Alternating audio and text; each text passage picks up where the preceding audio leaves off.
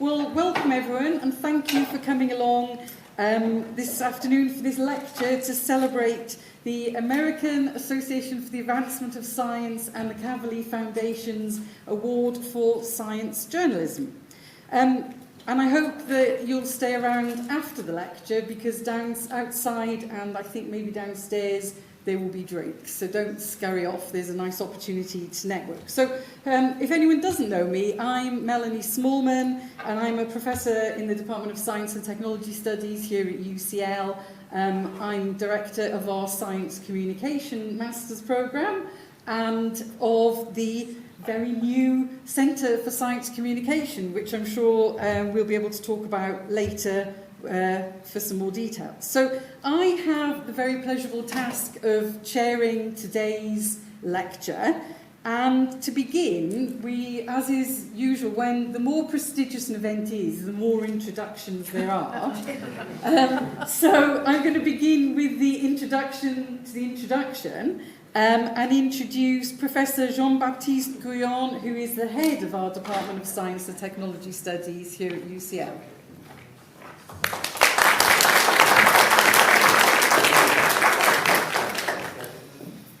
Right.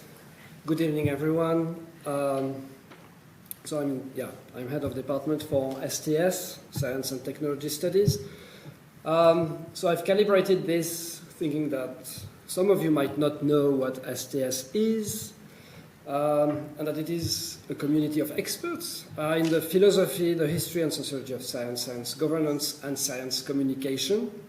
And we are unique in the world. Nowhere else will you find such a disciplinary, diverse community of scholars who all work together to understand science as a cultural, historical, and political phenomenon.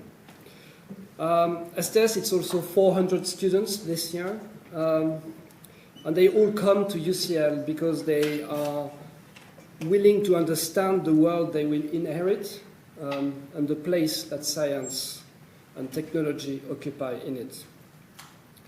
They join us as undergraduates or as postgraduates. And across all our programs in the history and philosophy of science, sociology and politics of science, science, technology and society, or science communication, we discuss science as one of, or perhaps the greatest power of our time.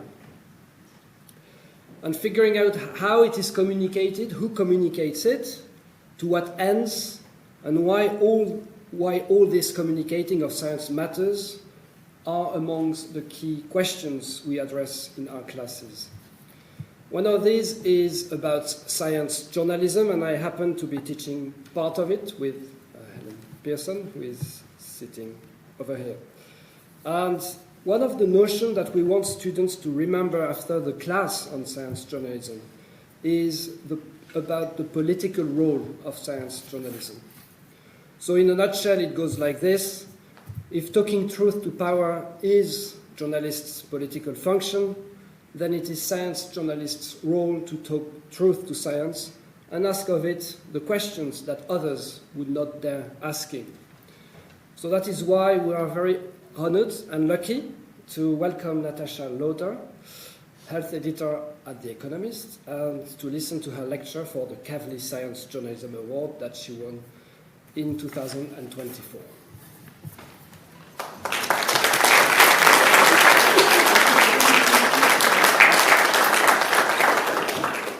Hello everyone, I'm not Natasha Loder, I should say. My name is Kirsty Walker and I'm the Vice President External Engagement here at UCL, and I'm really privileged and feel very honoured to be invited by my fabulous colleagues to be one of the supporting acts tonight and to welcome you all to UCL, and most importantly to this year's AAAS Kavli Science Journalism Award. We're very honoured at UCL to host this prestigious event. It celebrates the power of great journalism to inform, challenge and inspire a public understanding of science. These awards recognise outstanding reporting on science, technology and the environment. It's journalism that deepens the public's engagement with evidence and discovery and helps society make sense of our very rapidly changing world.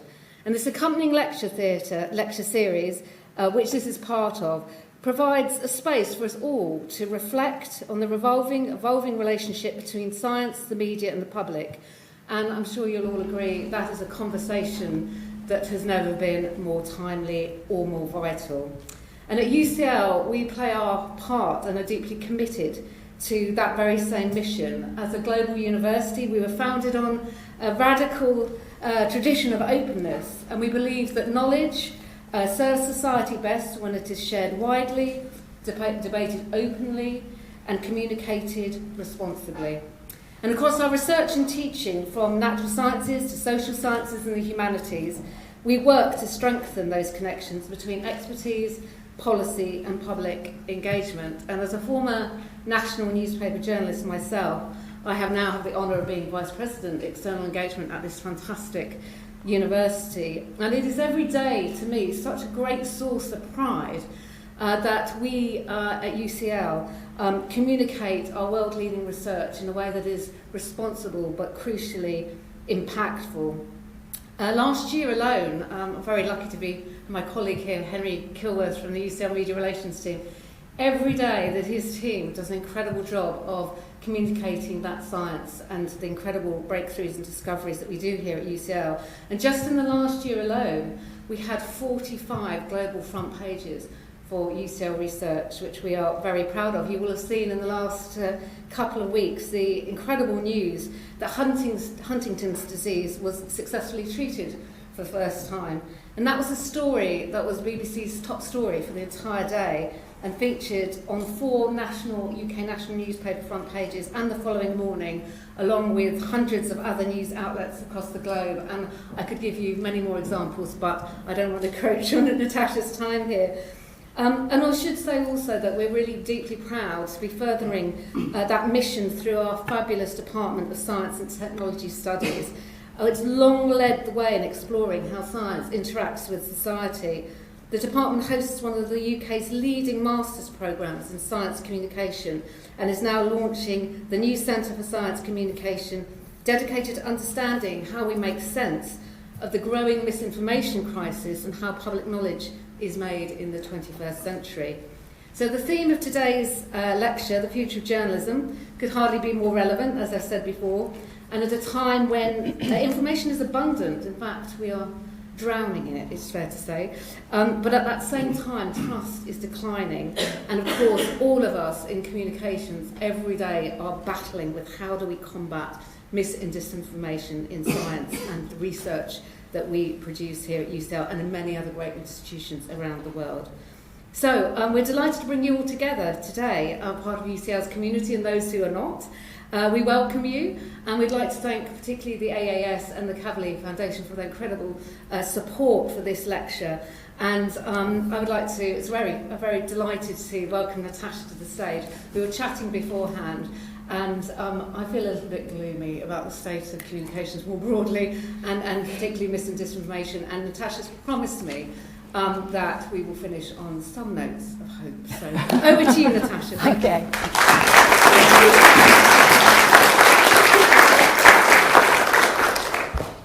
Wow. Can you all hear me? Great. Well, thank you for that fabulous introduction. Is that thing going to... It is going to make a noise, isn't it? I'm going to have to turn this off, aren't I? All right. Okay.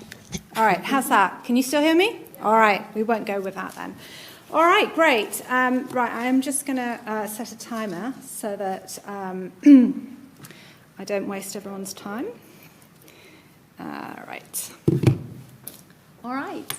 Well, look, in an age when we're all supposed to have the attention spans of goldfish, isn't it amazing that we're all here and we're all going to spend some time thinking about this topic? And I'm really keen to hear your thoughts at the end and to have a debate and discussion. I don't really pretend to know all the answers. I can tell you what I think, but I'm probably wrong about some of them.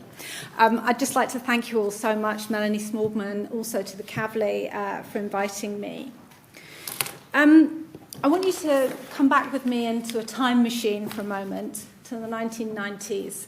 And there's no internet, there's no social media, there's no smartphones. And if you want to write a story, you're going to need a library, a telephone, and a phone book. And it is easy to look back at the history of science journalism and see this amazingly, wonderfully funded mass media with journalists that had time to really report stories and imagine that this was some golden era. But there were good and there were bad things about the past, and the same will be true in the future. And kind of like, I suppose, the theme is to kind of say our job is to make sure there's more good things than there are bad things, not to just say that there aren't going to be any bad things. I'd originally titled this talk, Can We Predict the Future of Science Journalism?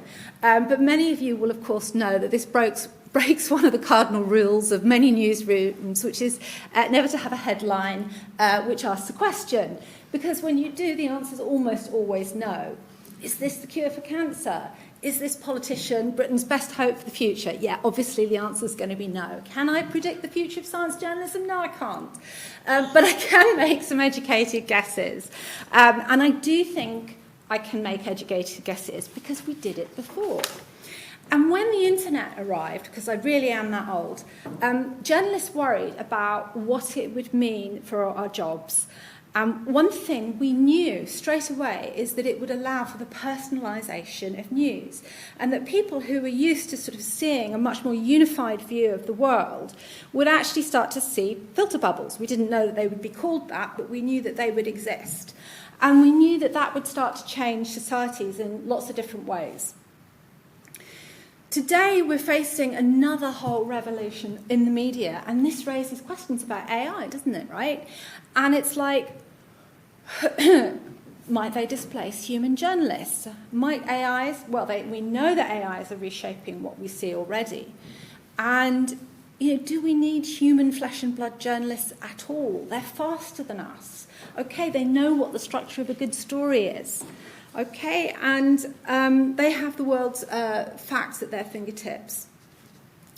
So I'm going to start by telling you a little bit about myself, how I ended up doing this job, a few fun things that happened to me on the way, and on my past, I think, will have a few lessons for the future as well. So it's not just going to be, a boring walk through my CV, hopefully. Although I'm a health writer today, I've spent just as long working in science and technology journalism. So everything I say really is kind of oriented around these forms of journalism, which kind of share a unique theme. I remember in 1986, in October, on this very day, walking into my newsagent and buying a copy of this newspaper, which had just been launched, and it cost me 25 pence. And I was 15 years old, so you can work out how old I was. I grew up in this analogue era, this low-tech, low-bandwidth era of news, and information was physical, all right? Knowledge was physical. Newspapers and magazines were everywhere. They were spilling out of bags. They were piled up in corners. And that's what you had to do if you wanted to learn about stuff, or you had to listen to the radio live. And the front page offered a very limited view in the world. Okay, and these are the stories that some well-intentioned editor thought were the most important stories of the day. And finding stuff out was just hard. Like if you were trying to work in science journalism, even access to journals was really difficult. Okay? And today we surf really smoothly on the world's scientific knowledge. It's all there. We have university websites. Scientists have blogs. We have decades of accumulated scientific knowledge. And we have global audiences for science journalism. In many ways, we are actually in a golden era of science journalism. So I was asked, who am I? I was asked... This is actually like one of the first pieces, well, it is the first piece I actually had to go viral. And I was at a health journalism fellowship at Harvard, and I was asked to introduce myself by writing my own headline. And that was easy because I'd written the headline before. It was the disposable academic. And why doing a PhD is mostly a waste of time. Apologies to anyone who's doing a PhD. But this is me in the 1990s, and I was doing a PhD in theoretical insect ecology. Okay, I'll just let that one sink for a moment. And one morning, I'm on my way into work in the Natural History Museum and in London, down one of the museum corridors and the displays, and I had this incredible realization. It was just how fantastically impractical my job was, my work was, and basically that I needed to figure out what I was going to do with my life. And I remembered I wanted to be a journalist. And I was like, oh, it's really hard. And I'm walking down this corridor, and I was like, yeah, it's really tough to get into. And I thought about this. And by the time I had got to the end of the corridor, I'd had this one really compelling idea, which was getting a job as a journalist has to be easier than getting a job as a theoretical insect ecologist. And so I asked a press officer, the table will become relevant. I asked this press officer, how do I become a journalist? And the answer they gave me is the answer I say to this day, and it's quite a relevant one. Anyone can be a journalist. You just need to prove you can write to someone who will pay you. And I think perhaps this is one of the first lessons from my past for the future, and that is that if science journalism is to continue to exist, we just need to find people to pay us. Now, what I discovered when I became a journalist is that it's more of a skill or a craft. It's not a profession. Learning to write is like making a table. And the first ones you make are a little bit wobbly and uneven, and the more you make, the more solid and reliable they come out. And eventually, if you get really good at it, maybe you'll make something quite lovely. But it's not rocket science what we do. And I started out as a freelancer, and I bounced around at The Economist. I bounced around for a while, and then I got a job as a science and technology journalist at The Economist. And my plan was to spend a couple of years at most at this publication, and then I was going to get a job at a real newspaper where I would get a byline. And here I am 25 years later. And those are just some of the covers that I've had. And why am I still here? Well, and I'm relatively invisible in this age when we're all supposed to be branded. Well, it offered me a lot of freedom to explore ideas, and ideas really mattered at The Economist. And so much so that my first cover was actually about fish farming. Although, in all honesty, it was August, in the middle of summer, and I think probably they didn't have anything else to put on the cover. But the reason I had started to write about fish was because when I first started, it was the only area that I could carve out of my own, and it was the only beat that I could really develop. And one of the things I learned, which might be relevant if you're considering a career in journalism, or maybe if you're not, is that when you go deep in a subject, that's where you get kind of like really good stories and the best stories, such as, for The Economist, perhaps the economic irrationality of overfishing, or why marine parks work even though there are no walls, or any number here. This was when I wrote this story, for example, fish farming had a really bad rap because it took so much energy, it took so much fish to feed fish. And what was happening is the industry was getting a lot more efficient, and they were actually becoming much more sustainable. And I wrote about fish so often I was teased that I was the fish correspondent, and it didn't bother me at all. And nor did the fact that I was surrounded by men who thought they knew more than me, and often did. Journalism, when I entered it, was actually a great improvement on academia in terms of that sort of whole environment for sort of women starting on the ladder. Now, here's the reason why I wanted you to see this. So, with this story, the graphic designer came up to me and he said, "What am I going to put on the cover?" And I said, "I don't know, a field of fish." And he was like, "Oh, all right." And so we had a field of fish. But that sort of got me thinking. I'm like, oh, so like maybe I can have ideas that lead to kind of sort of cover images. And so this is kind of like another thing I wanted to tell you about both the past and the future, which is that it's always been useful, but I think more so in the future, is to think about more than the words on the page. Think about the headline, even if it isn't your job to write them. You have an opportunity to influence that decision. Think about the images that can capture and carry your ideas. Science is really hard to visualise. It always has been. And I believe that actually as journalists we have a role to kind of act as a bridge between illustrators and graphic designers and artists. And to explain this a little bit further, I started writing this story in 2015 about this technique called CRISPR. And this PR friend of mine, she worked in AstraZeneca, and she had told me about this new technique their researchers were using to develop drugs. And it was really exciting, and she said, this is not about gene editing babies. And I said, I know, I'm not writing a story about gene editing babies. I'm writing about research and agriculture. And to be fair, that is what I wrote. But of course, the leader we wrote with it discussed gene editing humans. And once again, Graham from Graphics came along and said, what am I going to put on the cover? And this time, I had an idea in mind. And I said, well, how about a baby with proofreader's marks on it? And he's like, okay, well, what will the corrections say? And I thought, okay, well, I went away and I did some research and I suggested this.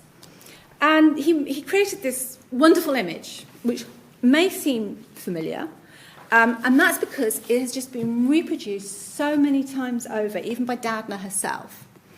And this shows you, right, how our ideas in our stories can travel much further when we think beyond the words. So don't just think about the words, and don't just think about the visual. In fact, if you think about what's happened over the last 20 years, all the forums that have expanded to cover science journalism, and that's going to continue, all right? Is it a podcast? Is it a series? Is it a blog? I mean, is it a short film? This is kind of like how we need to be thinking about science. We need to find different ways of telling stories and different ways of getting paid. And if it doesn't come naturally to you, a format, then you collaborate. And the Kavli Award that I won this year was for a radio story. And radios are not a natural medium for me, but it is for a good friend of mine, Sandra, who was the producer that I worked with on the story. So, in many ways, journalism has been the longest love affair of my life, and certainly the longest relationship of my life, I'll say that. And when I started as a journalist, I just thought, journalists are such fascinating people. And in an era before social media, the well-lubricated journalist was really kind of like the analog equivalent of Twitter. I mean, that's where you got all your fun from, right? Yeah? I mean, an evening out with a bunch of journalists. I mean, and also salaciousness. I mean, all the stuff that we kind of thrive off now on social media. They were easily the most interesting and quirky people you can meet. And they were well connected. And they're full of stories about how they'd chartered a plane or got a camel on expenses. And as I entered the profession, I realised that it would be like a one-time ticket into the most unique situations and meeting the most incredible people. They could go anywhere. They could speak to bin men. They could speak to presidents. Now, I've not spoken to presidents or bin men, but... So this picture I took in 2004 in Mojave, California. And Richard Branson he's looking at a spaceship that has just managed to get beyond the Kármán line in space. And he literally is wondering, is this the technology that is going to help me open up the final frontier? That's the ship just behind him. Now, Branson and I are standing in the hangar of a firm called Scaled Composites, which actually built that spaceship. And Buzz Aldrin's there. Paul Allen, who co-founded Microsoft and funded this whole project, is there. And the area is actually a high security area, but I've managed to sneak in. Someone on the inside has told me that basically there's nobody at the front desk and I can just walk straight in. My inside man is Elon Musk. While everyone in the hangar is celebrating the birth of the new space age, he tells me that this ship isn't the future of spaceflight.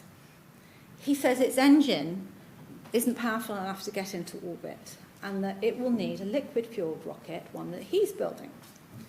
Now, no matter how you feel about Elon today, he was exactly right, wasn't he? And science journalists, we work on the frontiers of knowledge. We meet unique individuals with extraordinary ideas.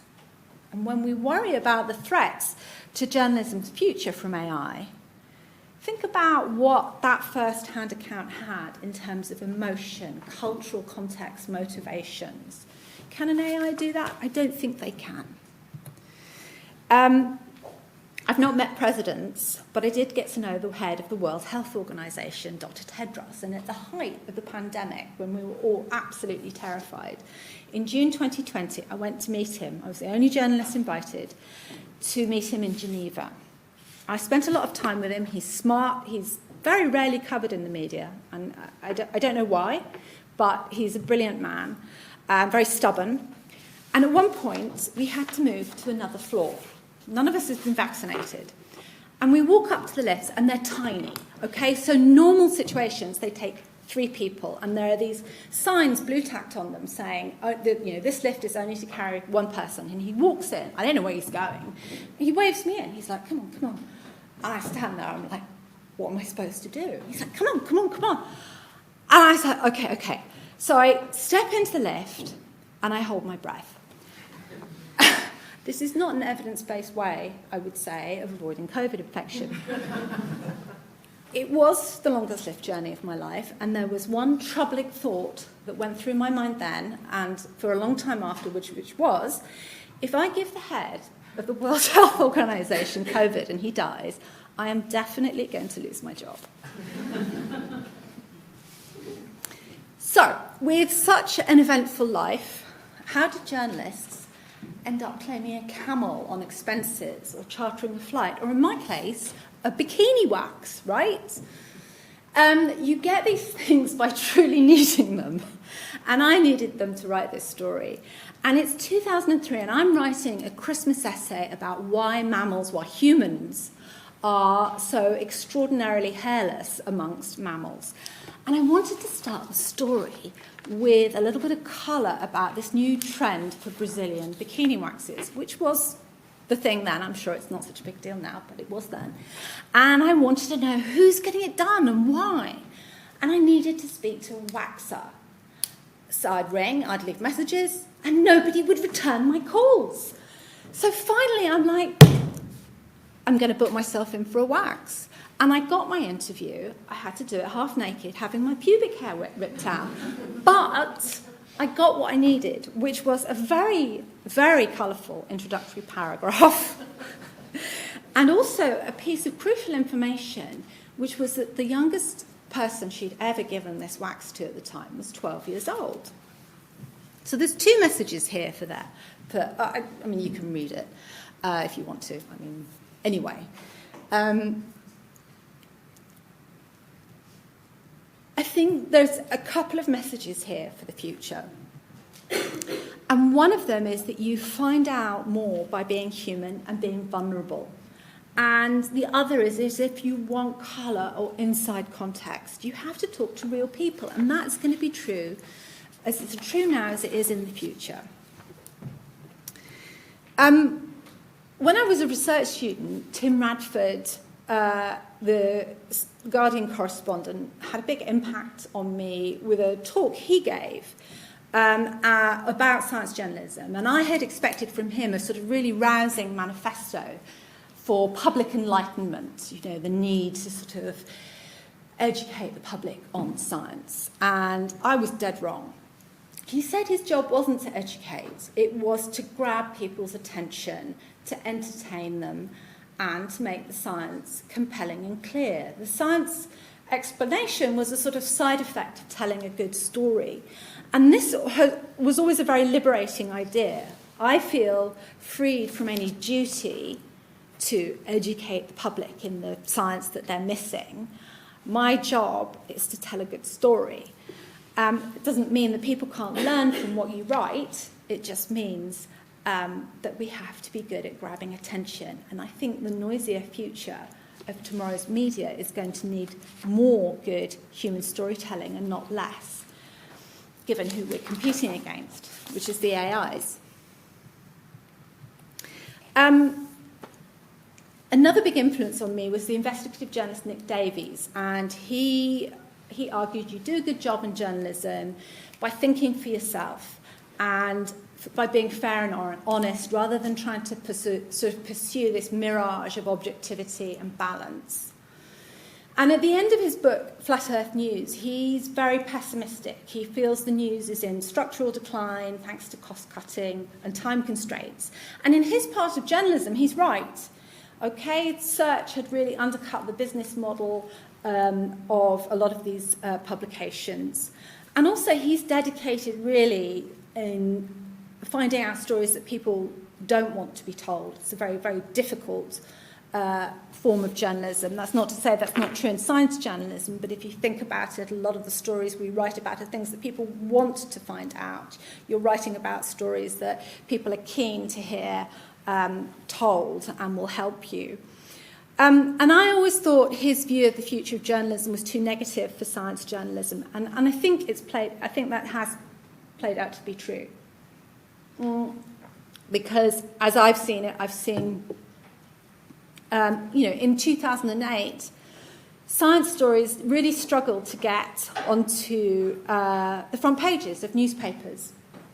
And even though our stories were really critical to our kind of really complex world, you would often find it difficult for them to get national attention. And I had a hunch that online science and technology and health journalism would thrive. And it did, because there was a big pent-up demand for stories. The news editors who chose those front pages, they all did PPE from Oxford. They weren't science specialists. They didn't understand the science. They didn't really get how scientists were essentially kind of changing the nature of the world ahead of us and potentially even reality in the future. And then when the internet came along, it offered us a global audience, right? Because all the stories that feature in the national newspapers that are really only of interest to British people, well, science and health, they're all of global interest. And so suddenly, I think, we thrived in many ways.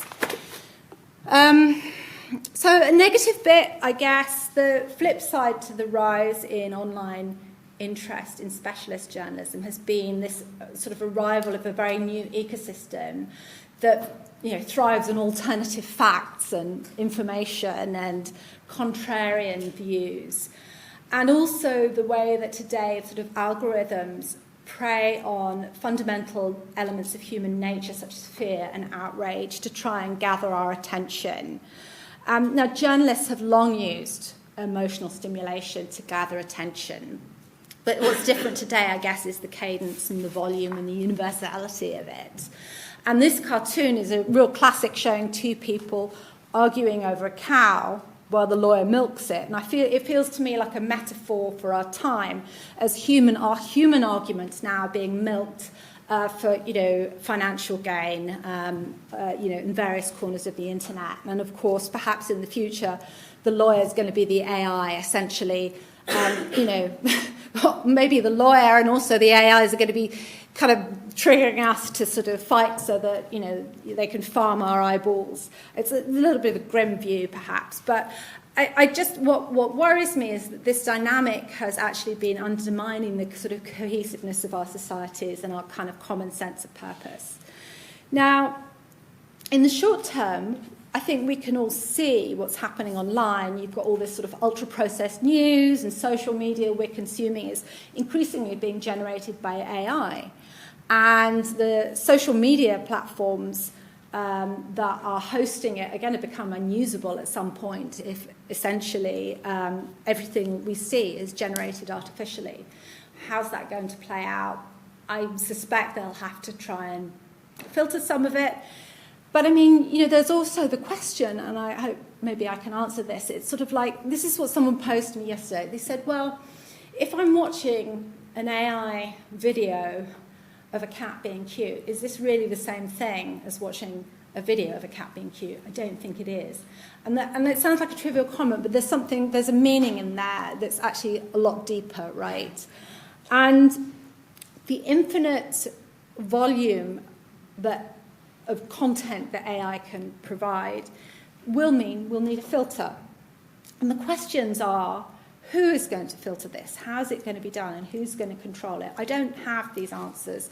What I can tell you is that brands and personalities have always mattered, and I'm sure they will in the future. And they've always offered us important lenses on the world. And it may be, of course, that there'll be AI agents with big brands that will also retrieve our news for us and our social content. But without being too negative, I just would say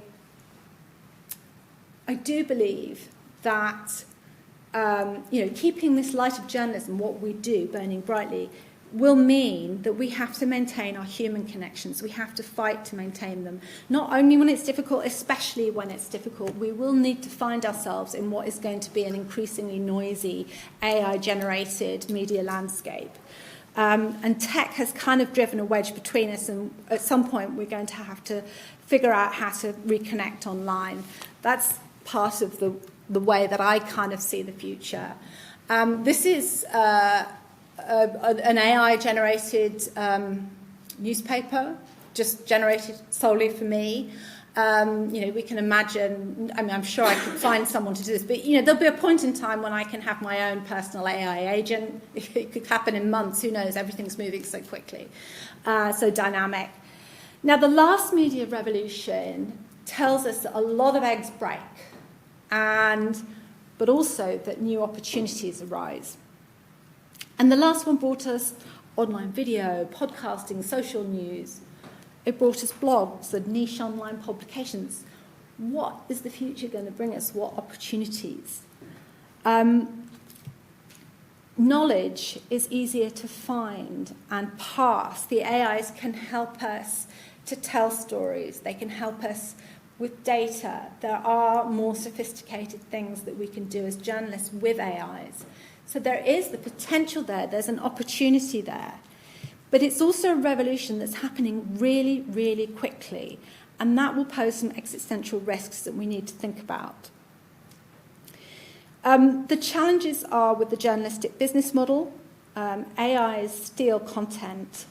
They take away eyeballs through lost referrals. If you're not going to search to find things out, you're not landing on journalistic web pages, you're not seeing ads, you're not subscribing. And so if AIs steal our news and repackage it as answers, how are journalists going to get paid? And so here's where I think that it's very difficult for me as an economist journalist to say, the government should help. But I do think regulations are going to be an essential, and we have seen that start to happen in Australia, Canada, and parts of Europe. They're starting to kind of deal with this problem of 10 years ago, right, which was search and how that undercut the news. And fundamentally, the Australian model is basically say to the big tech companies, either you negotiate a licensing deal with these companies to use their content, or we tax you. And I think that's a very relatively simple proposal. Because it's just not okay. And it's like at some point, you keep stealing content, what is there left? Where, if journalists can't eat, how are you going to generate the original stories? You're just going to have to rely on the press releases that people put out. And so if you want journalism to survive, you may need to make sure that this kind of large-scale theft doesn't happen. But this is AI generation, as I'm sure you're probably... I do believe, as long as humans can find each other in the noise, and as long as we can be paid for our labour, that science journalism will flourish. And that's because of how we write stories. Okay, when Trump orders women not to take Tylenol, a political journalist will see a particular type of story. Okay? Who supports this idea? How can I sell this? And we see something completely different. And it starts with a series of questions. Well, what do we actually know about autism and acetaminophen? Could there be a mechanism? Is there a real risk? And if so, how should that be communicated? That's the health journalist in me. A science journalist asks something a little bit different. They might say, what did you discover? How did you do your work? How do you know this is true and it's really new? And what does it mean? We cover the frontiers of knowledge creation. We look for human meaning. We use our imagination to project forward, to understand reality, to help society navigate uncertainty. And these questions are going to be more important in the future, not less. AIs can answer an infinite number of questions that you may have. It can tell any number of stories. It's up to us as journalists to know which questions to ask, what you should be hearing now, what's the human context, what's the relevancy. So we do need to be ready, though. I've started getting AI press releases and pitches, and this is something that was sent to me. And it's a 3-page document, a briefing on endometriosis. And they've crafted this entire briefing, all right, to pivot around their own firm with an AI. And then in part of it, they've actually pulled public information about me in this briefing document as well. And kind of like, this is like a vision of the future, right? Now, press releases have always been deceptive, but I mean, this is kind of like a whole new kind of era, isn't it? And it's like anything about me or my colleagues can now be sort of found on the web and could be used to promote individual companies and firms. And so, well, my reaction to this is like, well, I just have to lean into kind of my own knowledge and background and human context. I mean, press releases are never a particularly strong source of stories, but you may get some leads. But it's like the whole of reality can be made to pivot in a completely different way using AIs. It is a revolution, and a lot is going to change. There will be AI publications, as you've seen. There'll be AI-assisted reporting. And potentially, again, we're going to narrow our filter bubble in completely new ways. And then there'll be questions about who's controlling the algorithms that deliver our news to us, our new news agents. It's a really dynamic landscape. And there's just so much changing day to day, and the stakes are really high. I can't tell you how this is going to unfold, but I can just paint some textures of what has been happening. We know from music streaming that pirating was initially a complete disaster for artists and small media firms, and now it's a really established form of the media, and people are getting paid. It's even bundling in podcasts as well. It's like, it's well established. And the commodification of music has put a premium on live music. So perhaps a torrent of AI content will put a premium on human voices and quality human reporting. We're seeing new business models. We're seeing the bundling of print articles, print publications like Apple News. And that's actually supporting outlets quite well now. There's also Substacks, of course, which have emerged as a new, and other newsletters as a publishing option. Scientists themselves are now public-facing. They're now science journalists. And then a colleague of mine predicts that all this sort of data that's now available to journalists and data journalism will essentially open up a new kind of science journalism where you'll get kind of quasi-academic caliber pieces coming out of science journalism. So we're seeing some blending of the boundaries here. It may also be that social media has peaked and will get eaten up by the AI agents. I think we will, unfortunately, see agentic AI being able to summarize news better than we can and do it more quickly and provide context and timelines and explainers like at the click of a switch. And yet, I'm still sure the future needs us. Okay, the stories we tell as science journalists, the words that we write will be part of this flow of information that is going to get delivered to people. What we write about is too important for humanity's future to allow it to be done by machines. They don't share our wonder. They don't share our sense of common purpose or the desire for a better, for improvements to humanity. They don't feel relief when you have a new vaccine for COVID. These are human emotions. Storytelling is a form of communication between us, and it's a fundamental drive that we have. We have a social and cultural need to tell stories and to learn from each other. And for every human revolution, for every revolution there has been in the media, we're still here telling stories to each other, and I think we will be tomorrow. But individuals, personalities and influencers will become more important. For journalists, that may mean branding matters more. We can fret that the world is getting its news from TikTok or Mr. Beast or Joe Rogan, or we can think about a potential opportunity for telling stories. These are just new media enterprises. How can we get these people to tell science stories, and good ones and accurate ones, in their format, to their audience? It's got to be possible. We have to seize the opportunity to find ears and eyeballs, and we need to find ways of getting paid. I'll just finish, and then I'd like to open it for questions. I could have written this talk for you on AI.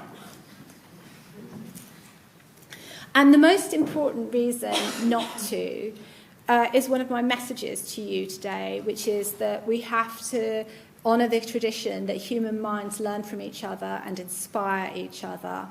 And we have to show up and be present with all our flaws and imperfections. And so thank you for coming on this journey with me. But for there to be a future, which I think there will be, we do have to convince people and organisations that they have to pay for compelling content and important content, not just for clickbait. And I am really hopeful that the desire, our human desire for authentic connections, will help forge a lot of the answers to the questions that are perhaps left hanging in this piece, even if I don't know exactly how those answers will come. But we do need to fight to keep outlets, independent outlets, going. The future is coming for us, and the truth is, it always has been. I want young people to be really optimistic about the future, about what we're going to discover, what we're going to accomplish, the answers that we will find to a lot of these questions, and our capacity to meet human needs. And for all the fear of corporations and the long pattern of history, and obviously this is a difficult time we're in at the moment. It's a sort of it feels like an anti-science period, I think, in many ways. But the longer pattern of history is that people and ideas are more important than governments and tech companies. And we write about ideas, and science will win. The questions we ask and the stories that we tell will continue to help shape the world we live in, because the heart of what we do is tied to the search for human meaning, okay? The need to understand reality, okay? To navigate uncertainty and to make sense of the world. That's kind of fundamentally what we're about. And the long future will tell stories in ways I'm sure that are hard to imagine. But the questions that we ask are profound ones. What have you found out, and what does it mean? These questions play a part in shaping our world, and the stories that we tell will ripple through history long after we're gone. All right, and so I want to open it for questions, and I obviously have perhaps some questions for you, but maybe we could just Stop.